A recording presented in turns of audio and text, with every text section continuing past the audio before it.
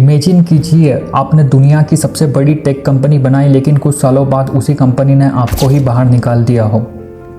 Steve jobs की कहानी किसी फिल्म से कम नहीं है, लेकिन यही कहानी बनती है इतिहास की सबसे बड़ी कमबैक स्टोरी।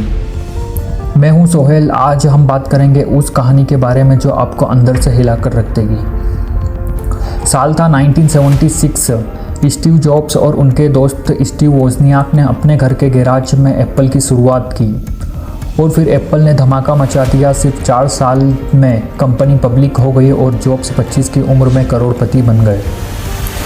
लेकिन जॉब्स का नेचर अलग था। वो जीनियस थे, लेकिन जिद्दी और परफेक्शनिस्ट भी थे। वो छोटी छोटी चीज़ों में परफेक्शन चाहते थे और छोटी छोटी डिटेल्स में दखल देते थे, और जो उनकी सोच से सहमत ना हो उससे हटाने में भी पीछे नहीं हटते थे। जॉब्स की इस वजह से कई लोग उन्हें डिफ़िकल्ट टू वर्क विथ, अपने ही टीम के लिए मुश्किल मानते थे।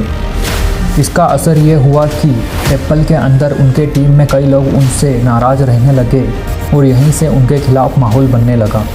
अब होती है जॉन स्कली की एंट्री। 1983 में स्टीव जॉब्स ने सोचा एप्पल को चलाने के लिए एक अनुभवी CEO चाहिए।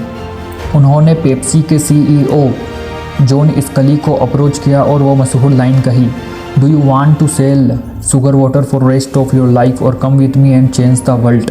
क्या तुम ज़िंदगी भर मीठा पानी बेचना चाहते हो या मेरे साथ आकर दुनिया बदलना चाहते हो।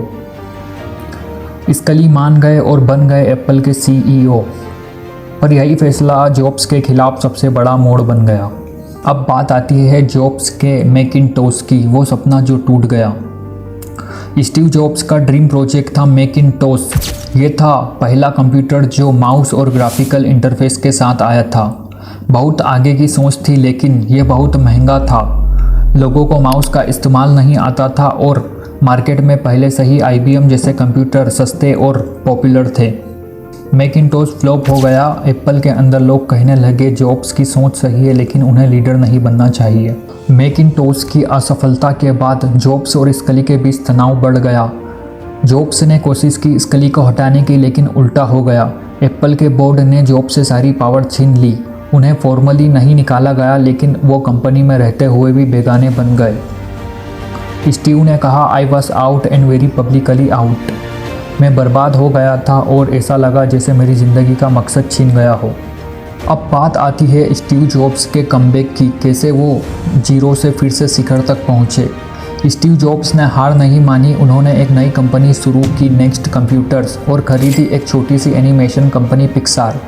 वही पिक्सार ने बनाया टॉय स्टोरी, दुनिया की पहली पूरी तरह एनिमेटेड फिल्म। जॉब्स अब फिर से चमकने लगे।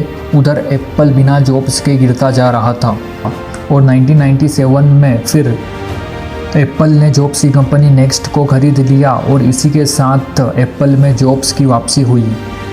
फिर जो हुआ वो इतिहास बन गया।